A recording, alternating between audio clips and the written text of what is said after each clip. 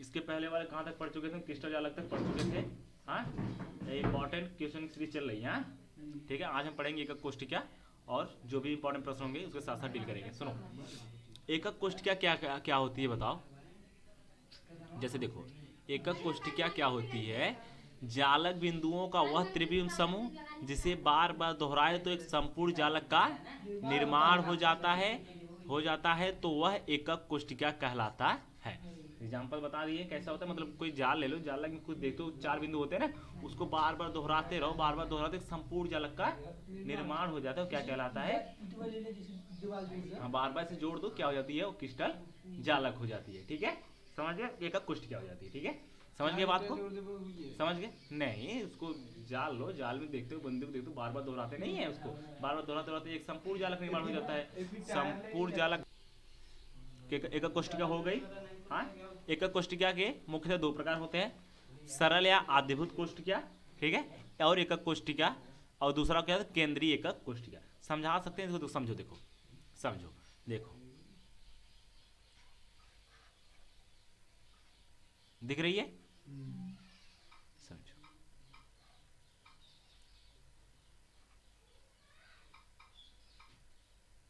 Diagram दिख रही है, हाँ, चलो समझो।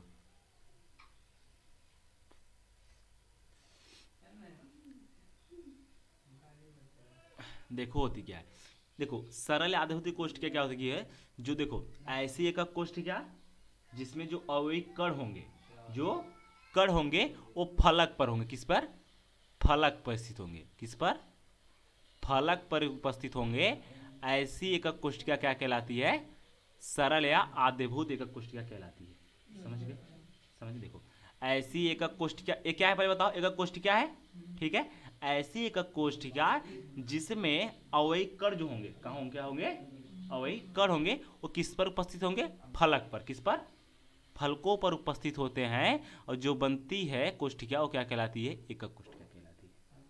नहीं समझे, फिर समझो, देखो ये क्या एकक कोष्ठिका है, ठीक है, एकक कोष्ठिका में जो अवयवी कण होंगे, अवयवी कण होंगे वो फलक पर उपस्थित होंगे, किस पर, फलक पर उपस्थित होंगे, जो इससे बनेगा संरचना वो क्या कहलाएगा, क्या कहलाएगा, एकक कोष्ठिका कहलाएगा। ठीक है, समझे बात को, बात समझे।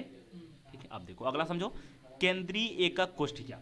केंद्रीय एकक सेम ऐसे ही है, समझो उसको। इसमें होता क्या है, केंद्र के फलक के साथ साथ केंद्र पर भी उपस्थित होंगे, ठीक है, केंद्र यही है ना, ठीक है। अब इसको कैसे याद रखो, देखो ऐसी एकक कोष्ठिका जिसमें अवयवी कण, अवयवी कण फलक के साथ साथ, फलक के, एक मिनट,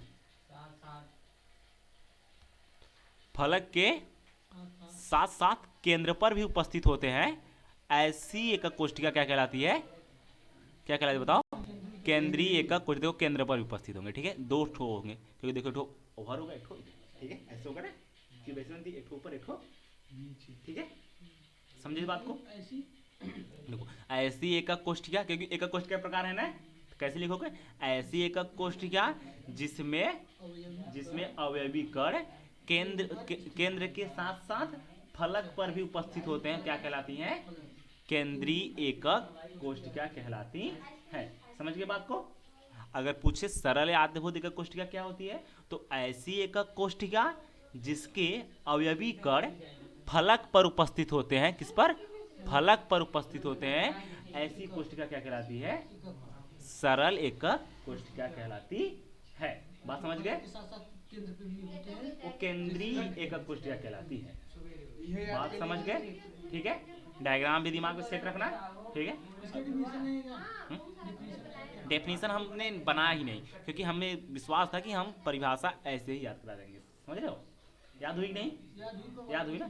डायग्राम, इसको डायग्राम में पीडीएफ में ऐसे ही रहेगी, ठीक है, ऐसे ही रहेगी, इसको एक बार डायग्राम सेट कर लेना, वो परिभाषा खुद से बना लेना, ठीक है। हाँ, अब इसको लिखवा भी देंगे, ठीक है, लिखना चाहोगे तो लिख लेंगे, ठीक है, और बोले इतना बार, अगर लिखना चाहोगे तो लिख भी लोगे, ठीक है।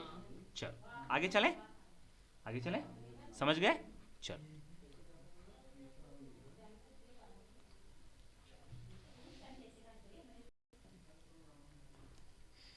अब देखो,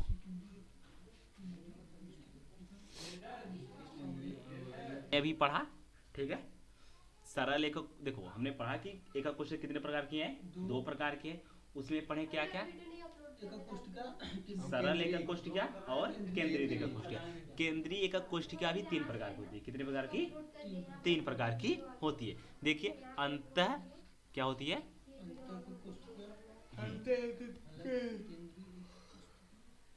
अंतः केंद्रीय एकक कोष्ठिका, ठीक है।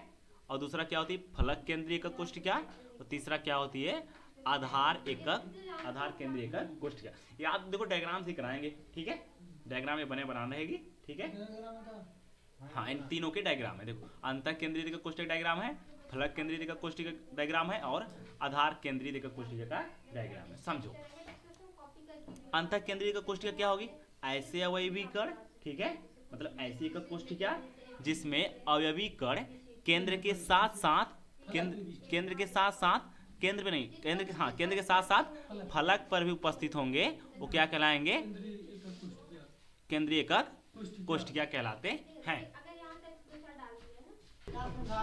हाँ, अंतः केंद्रीय एकक कोष्ठिका क्या होती है, देखो समझो।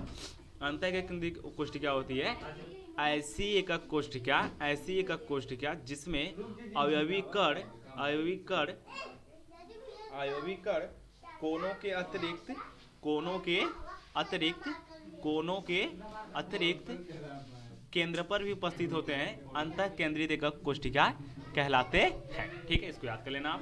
अब फलक केंद्रीय एकक कोष्ठिका क्या होती है, देखिए ऐसी एकक कोष्ठिका जिसमें अवयवी कण कोनों के साथ साथ और केंद्र पर भी होंगे और फलक पर भी उपस्थित होते हैं, ठीक है। आधार केंद्रीय एकक कोष्ठिका क्या होती है, देखिए ऐसी एकक कोष्ठिका जिसमें अवयवी कण, अवयवी कण कोनों के साथ साथ, कोनों के साथ साथ और केंद्र पर भी होंगे और फलक पर भी होंगे, किस पर, फलक पर भी होंगे। ऐसे क्या कहलाते हैं, आधार केंद्रीय एकक कोष्ठिका कहलाते हैं, ठीक है। चलो आज के लिए इतना रखते हैं, कुछ भी और रखे हैं इसको हम छोटे छोटे वीडियो में, अगली बार पूरा इस पार्ट का जितना होगा सब कवर करा देंगे, ठीक है।